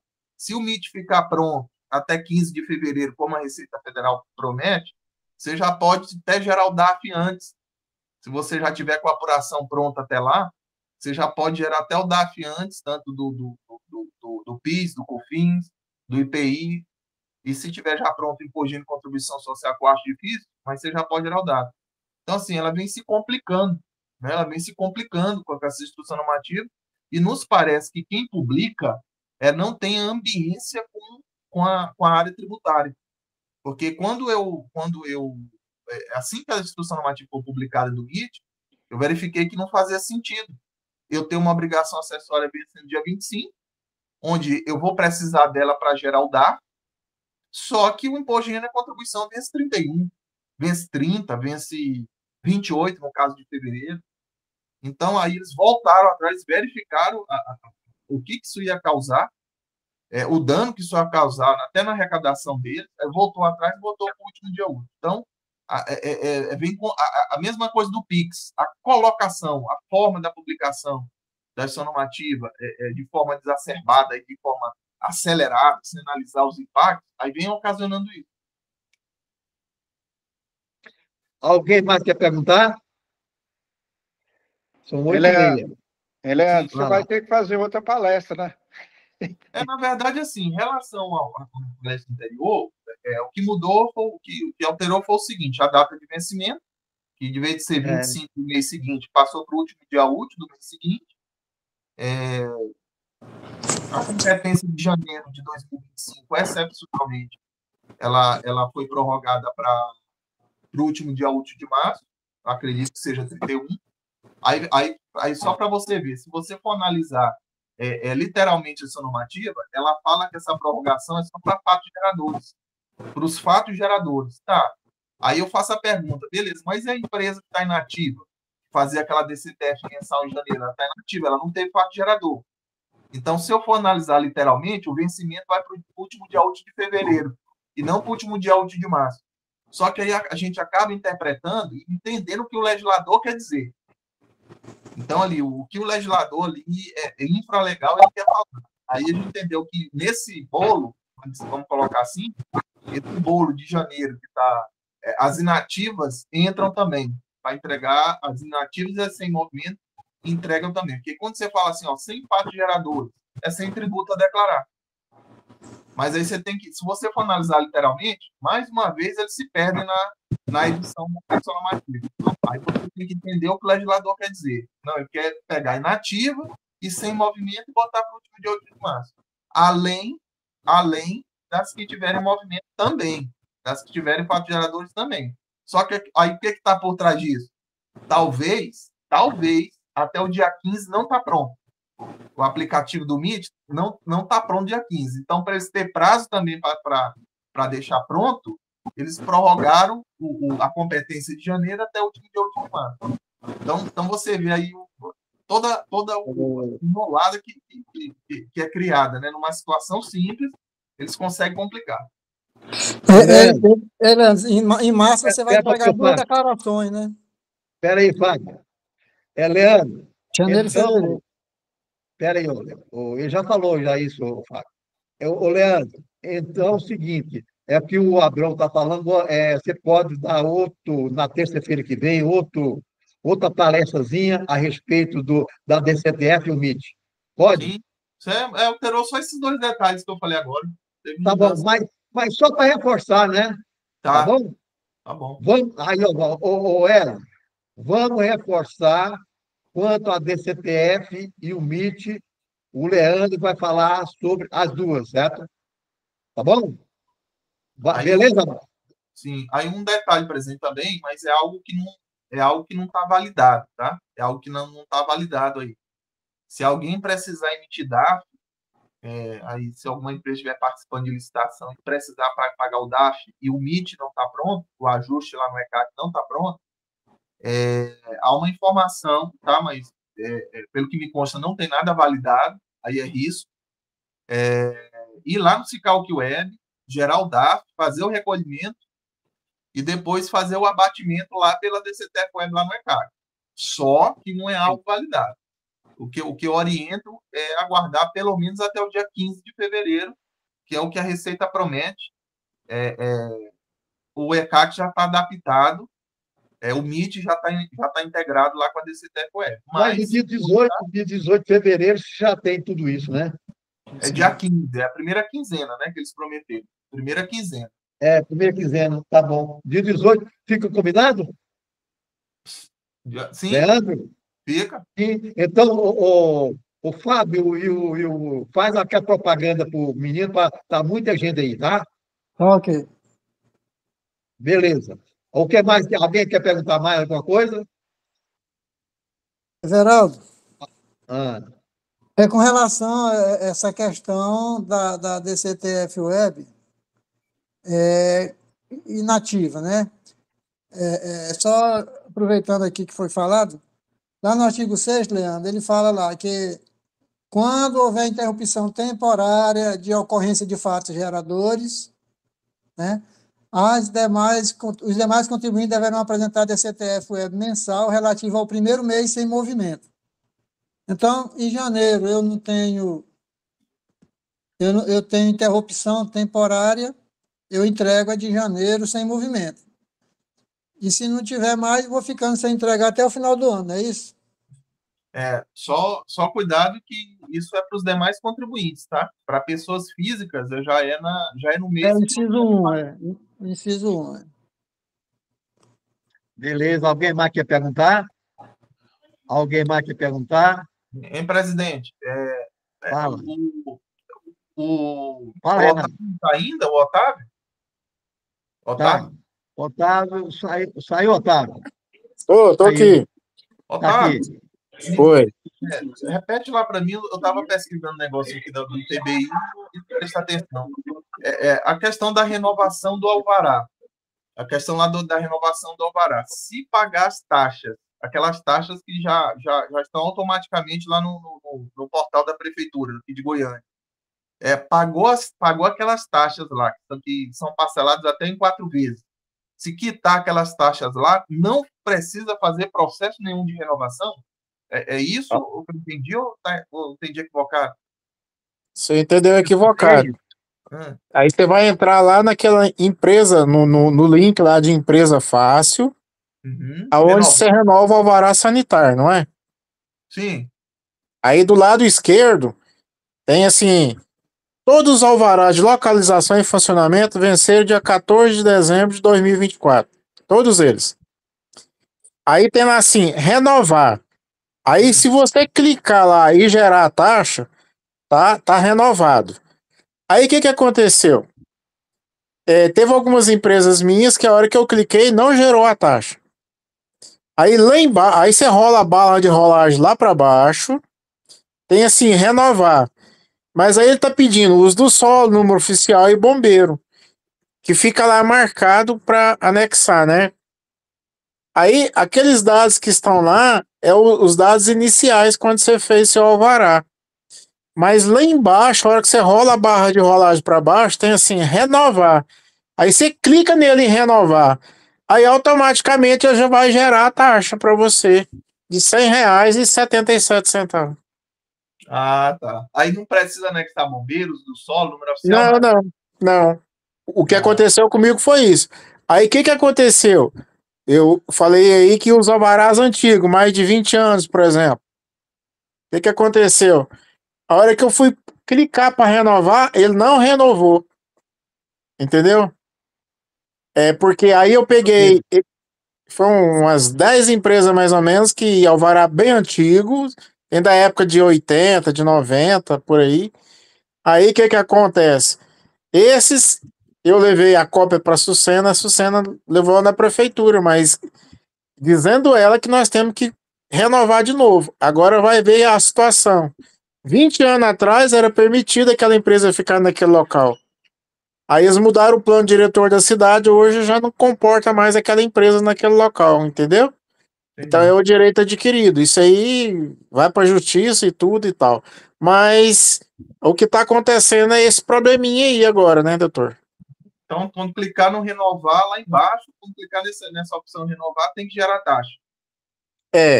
Hora que é o seguinte, ele vai dizer assim para você que o alvará de localização e funcionamento venceu 14 de dezembro de 2024. Aí logo na frente assim, renovar, aí você clica. Se tiver tudo ok na prefeitura, ele já gera a taxa. Se não, você tem que rolar a barra de rolagem lá para baixo e lá tem um outro linkzinho assim, renovar. Aí você clica lá de novo, aí pode ser que ele gere a taxa. Se não gerar, meu amigo, tem que correr atrás. Se gerar, tá feito. Tá feito. Vanildo, fala. Obrigado. Otávio, aproveitando o gancho, me tira uma dúvida. Eles criaram uma outra taxa para negócio de renovar alvará, foi isso? Foi. Com base em quê? Tem um embasamento legal disso? Uai, a legislação do Código Tributário Municipal, aí, que os vereadores votou ano passado. Aí. Tá, mas isso não tem que estar lá no Código Tributário, eu não achei, assim, especificamente dizendo assim, ó, pode cobrar a taxa por renovação de alvará, aquela taxa de emissão. Falei, que emissão de quê? Que eles nem imprimem para entregar. Emissão do quê? Não, eles falam que é taxa de renovação de alvará. E eu reparei que tem uns detalhes, por exemplo, tem casos aqui que aparece renovação e tem um código de receita, outro aparece alvará provisório, é outro código de receita. E aqui, então, ou seja, eles cobram lá vamos dizer assim, conta corrente, aqueles impostos de taxa, aparece um valor lá, né, que você paga todo ano, que é pela metragem. Agora, criar esse novo que aparece em renovação. Rapaz, isso mesmo. É muita malandragem desse povo, viu? Manda quem pode, obedece quem tem juízo, né? Cristiane. Okay? Obrigado. Otávio, eu, assim, fiquei curiosa na pergunta do Vanildo. Por quê? Porque na hora que eu virar para o meu cliente e falar assim, ó, você tem que pagar uma taxa de renovação do seu alvará de funcionamento, que saiu ano passado, mas aí esse ano tem que pagar de novo. Aí ela me perguntou, uai, mas e essas taxas de alvará de funcionamento que você já está me mandando parcelada em 4 vezes? A taxinha dela saiu de 500 e pouco cada uma, R$2.000, por conta da metragem lá. Aí, o meu questionamento é justamente o que o Vanildo falou. Aonde que eu vou me sustentar para dizer que eles estão me cobrando isso aí, e aí passar para o meu contribuinte, né? Porque só mandar a taxa, ele vai falar, mas que taxa é essa se eu já estou pagando alvará de funcionamento? Aí você falou assim, eles mudou o código. Você tem condições de passar uma cópia disso para o Wesley, para ele transferir para a gente lá no grupo? Para eu poder Agora, nesse mandar momento, isso? não. Agora, nesse momento, não. Amanhã, sei lá. Porque eu preciso passar e justificar isso para o meu cliente, porque senão ele vai falar assim, mas que desgrama é essa? Né? Eu vou te falar um negócio aqui para você. Foi quarta-feira, eu e o Verão estava lá com a Sucena. Aí, e nós conversamos sobre essa questão aí, entendeu? Agora é o seguinte, a palavra dela eu vou fazer igual ela falou para nós. Olha, eu não fico discutindo com o meu empresário se você tem que pagar ou não, certo? Eu não discuto com o meu empresário, não. Fala, meu amigo, é o seguinte, a taxa está aqui, essa aqui é de renovação de alvará, essa aqui é a taxa de licença, essa aqui é a taxa de publicidade, entendeu? E repasso para o meu cliente. Se ele quiser pagar ou não, é problema dele, entendeu? Eu não vou ficar discutindo com o meu cliente, não. O que aconteceu? Eu tenho uma floricultura que ela ocupa 2 lotes. Só a taxa de licença dela foi 2.000, no setor sudoeste, o lote ali é quase 500 metros quadrados, deu quase R$1.800. Eu falei, eu não dou conta de pagar isso aqui não. Eu falei, não, então é o seguinte, então a gente vai parcelar, que tem a opção de você fazer o parcelamento. Ah, mas eu não vou dar conta de pagar isso aqui. Eu falei, moço, é o seguinte, isso aqui é da legislação, da prefeitura, isso, paga por área, que não sei o quê, papapá. Aí o que acontece? Eu não fico discutindo com o meu cliente, não, essa questão não, entendeu? Se o empresário, igual a Sucena falou, se o empresário, que é o mais interessado, não está nem aí para essas questões de taxa, entendeu? Então, o que acontece? Eu deixo para lá, entendeu? Por exemplo, tem uns clientes nossos que não querem renovar bombeiro mais, entendeu? Eu falei, bom, é o seguinte, se você não quer fazer isso, você tem seguro do seu prédio? Tem. Se por um acaso pegar fogo, você não vai receber o seguro, não. Ah, eu vou arriscar. Eu falei, tudo bem. Então, entendeu? Eu não sou assim de ficar aí adulando o cliente para pagar imposto, não. Não quer pagar, não paga. O problema é dele. Não, mas não é a questão de adular, não. A questão é justificar a cobrança. Porque já tem a taxa de alvará de funcionamento, né? Porque eles emitem todos os meses. E aí, ainda agora tem outra taxa de renovação. É igual o Vanildo falou. A cobrança para emissão. Emissão de quê? A gente é que emite e entrega para ele. Então, assim, não tem cobrança de emissão. Agora, eu só queria saber em que eles estão sustentando essa cobrança. Não é adular, não. Eu também não adulo, não. Manda, se pagar, pagou. Se não pagar, tá lá. Saiu do Simples, resolve. Cristiano, às vezes, Cristiano, nós estamos ficando com a dor do cliente, certo? O que a Sucena falou é o seguinte, que ela está explicando lá na Intercarteira. A empresa, nós, contabilistas, temos, porque se você não mandar a taxa, aí ele fala, você não me mandou a taxa. Então, se você mandou a taxa, é porque você entrou lá na prefeitura, no financeiro, e verificou que existe essa taxa. Agora, explicação disso aí, não cabe a nós explicar. Cabe eles contratar um advogado e se defender. Essa que é a situação nossa, certo? Porque nós ficamos pegando as dores do nosso cliente mais, certo? E não é função nossa pegar essa dor. Mas não é explicar, não. É mostrar onde que está a cobrança, só isso. Eu não estou querendo questionar o valor, Você vai mostrar a cobrança, Júlio. Você mostrou a cobrança lá no financeiro. Cristiane, anota o dispositivo legal aí, Cristiane. É isso aí, obrigada. Cristiane, fala para mim, né? O Código Tributário Municipal de Goiânia, artigo 243, inciso 2. O Código Tributário Municipal de Goiânia ele é regido pela Lei Complementar 344 de 2021. Tá, aí o Otávio disse que foi algo votado ano passado, esse setembro é de 2021. E aí não tem nada que fale dessa instrução, dessas cobranças do alvará de funcionamento desse ano passado para cá, não? Essa lei complementar ela já disciplina sobre a cobrança anual, ainda que a empresa já seja licenciada. Então, aí esse licenciamento que está cobrando aí no CTM não é o alvará de funcionamento que tira todos os meses? No caso, eles estão renovando o alvará de funcionamento, é diferente. É isso aí que o Otávio falou, que eles votaram o ano passado. Aí, se ele puder, no espaço...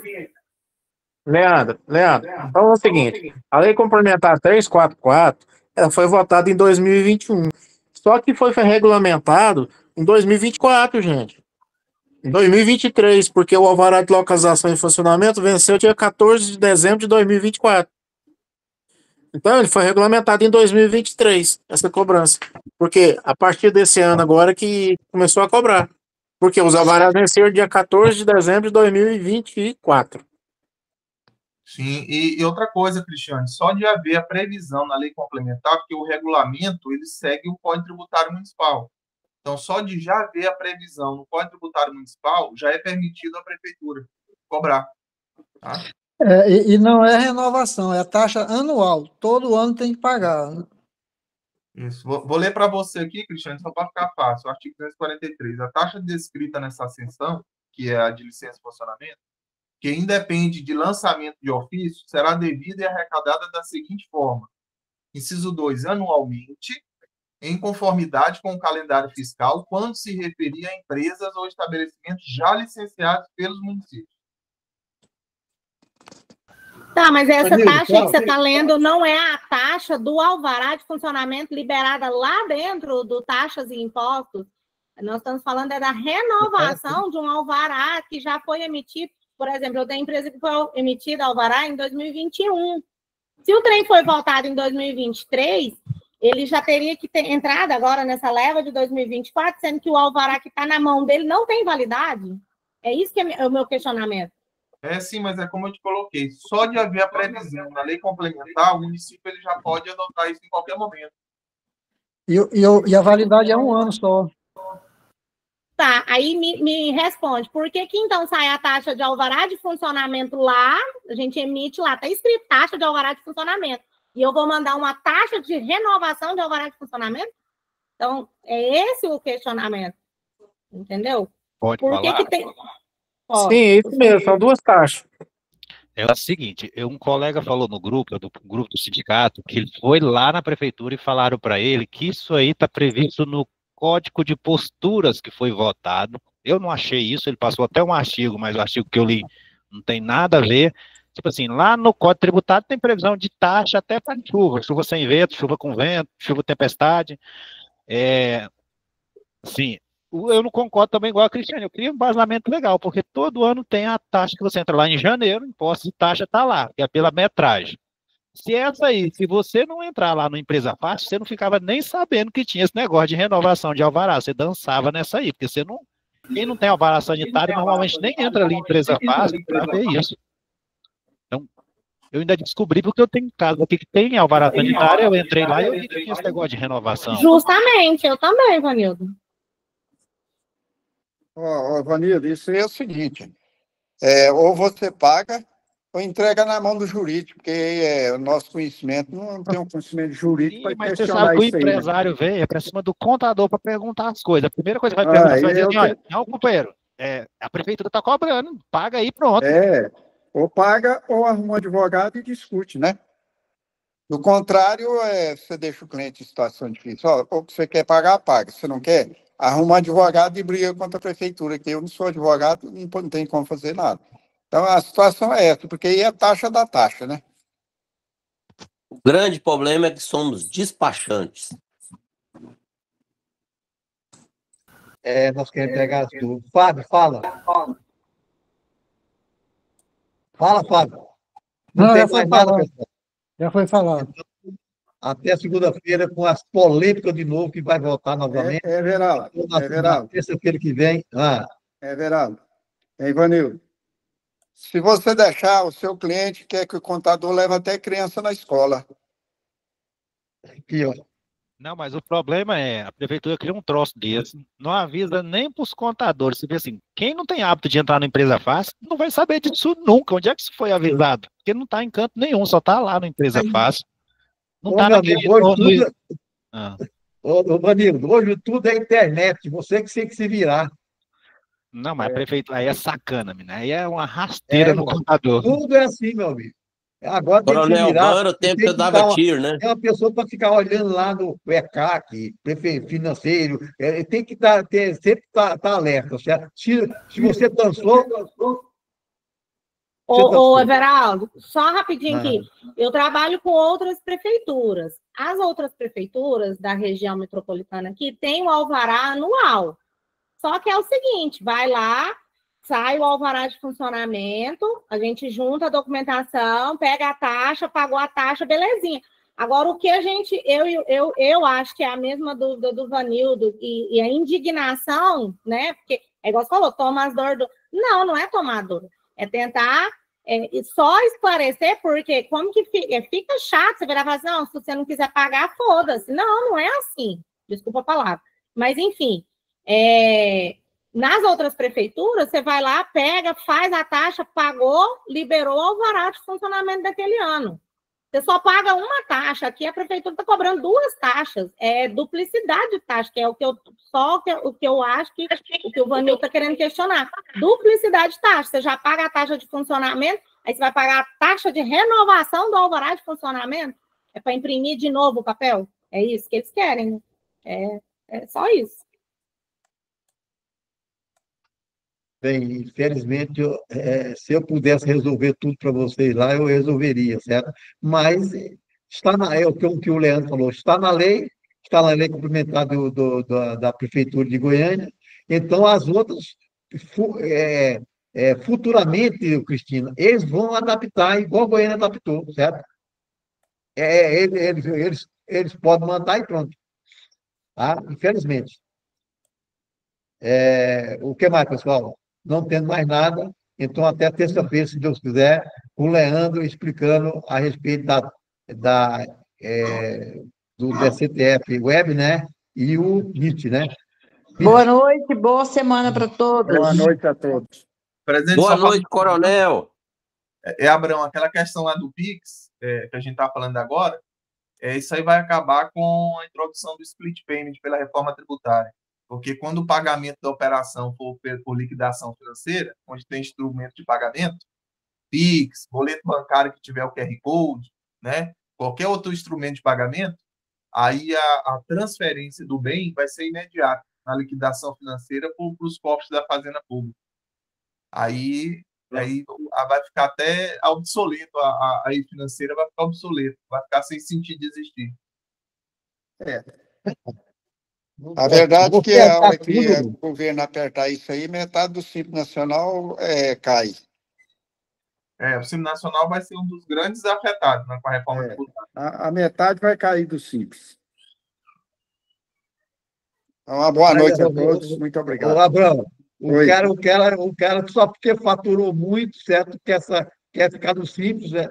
E vai para as da empresa por causa disso. Olha, muito cabeça oca, né?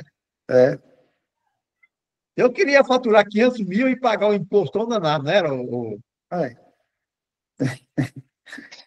Mas aí jeitão brasileiro, né? Não é jeitinho mais, não. É jeitão, né, Everaldo? Todo mundo... A verdade é o seguinte, o empresário perdeu o medo da fiscalização. Ele não tem mais medo de fiscal. Abrão, se vier, depois faz um refis aí, a gente vai lá e parcela a longo prazo ainda. Parcela, desse jeito. O empresário perdeu o medo de ser fiscalizado.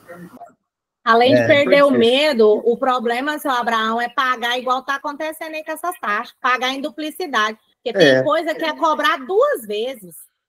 Cobrar duas vezes do caboclo. Aí muita gente quer fazer o livro caixa para fugir, o segundo caixa lá, para fugir da fiscalização por conta disso. Porque como é que vive nesse Brasil pagando duas vezes a mesma coisa? E você tem razão, Anápolis, Aparecida, Trindade, não cobra duas vezes, mas você não pode cobra, Trindade, mas você pode ter certeza que é igual a Everaldo falou, logo eles vão cobrar também, porque essas leis é mais ou menos unificada, né? Cristina, muito cuidado, Cristina. Às vezes as pessoas chegam num pé. Aí, ó, você tem ideia, essa pessoa que me ligou hoje, ele está com 500 mil no caixa lá. Como que está 500 mil no caixa? Ah, como que faz para distribuir lucro? Aí não sabe como distribuir o lucro. Então, é o seguinte, se a gente fizer uma contabilidade sadia, o cliente bom vai ficar com a gente, Cristina. Talvez esse cliente ruim que vai afastar de você, certo? Deixe esse cliente ruim para os mal profissionais. Eles vão se lascar os dois juntos, né? Vão morrer abraçados os dois, certo? É a minha opinião, certo? Presidente, esse do lucro é o do plano de saúde, não? Não, o plano de saúde é outra coisa. Ah, tá. Esse não, lucro distribuído. Ah, tá. Você não quer o do plano de Aí, saúde. aí ele está com 500 mil do caixa lá, ainda está em tempo de eu apresentar a REINF, né? Tá. Está em tempo ainda. De dezembro, só teve receita de dezembro, poxa. Aí você vai distribuir um lucro que não é lucro, né? Não, ela teve lucro mesmo. Ué. Teve por uma série de situação, né? Não, o pior de tudo, que ela não Omissão tem... de despesa. Olha, ela não tem estoque, olha, o que ela comprou, ela vendeu. É o que eu estou falando para você. Ela tem, na FDI, por exemplo. Ele tem lucro porque tem a omissão de despesa. Na FD REINF é o dia 15 do segundo mês subsequente ao trimestre. Então, se o trimestre é o quarto, que é outubro, novembro, dezembro, ela tem até 15 de fevereiro. Pode apresentar o REINF agora. Até dia 15 de fevereiro. Até o dia 15, né? Que é o segundo mês subsequente ao do trimestre. Agora, Abrão, sim. Não vai dar tempo, não. Não vai dar tempo para apresentar o REINF, não. A Fazenda Pública, ela asfixia muito o empresário brasileiro. A gente tem que também convir, sabe? A Fazenda Pública, os entes tributantes, eles asfixiam demais. Só para você ter uma ideia, a IBS e a CBS vai tributar da ação em pagamento, né? A integralização de bem, né? Em capital de pessoa jurídica. Mas, vem cá, eu já não tenho ITBI, então vai ser uma tributação adicional, certo? Então, assim, aí você fica observando. A ideia do executivo é asfixiar o empresário. Aí não é que o empresário ele perdeu o medo da fiscalização. É porque, em todas as situações, por exemplo, se pudesse já tributar dividendo no Brasil, já tinha tributado. Então, assim, de certa forma, asfixia demais os empresários. Tá bom, pessoal. Então tá até terça-feira, Leandro, com a sua palestra. Obrigado, hein? Até mais. Boa noite para todos. Boa noite a todos. Boa noite. Boa. Você vai vir aqui pelo centro esses dias? Eu? Wesley, hoje é terça. Não vou te confirmar, não, mas talvez eu consiga até quinta. Se você vier, vem. Eu tô até 1 hora lá. Traz um terno aí, uma roupa bonita. Aparece lá para nós lá. Beleza. Vai lá. Falou? Valeu, até mais. Até mais. Beraldo. O Beraldo saiu. Hein, Leandro? O site da prefeitura nem está funcionando para renovar o diacho do trem agora. Tem dia que eu não consigo nem entrar para emitir nota para o cliente. Agora você pensa para renovar esse trem. Nossa, tá precária essa prefeitura de Goiânia. Deus me livre. A plataforma já tá horrível. Nem internet, nem tinha. Alô, obrigado, boa noite. Boa noite.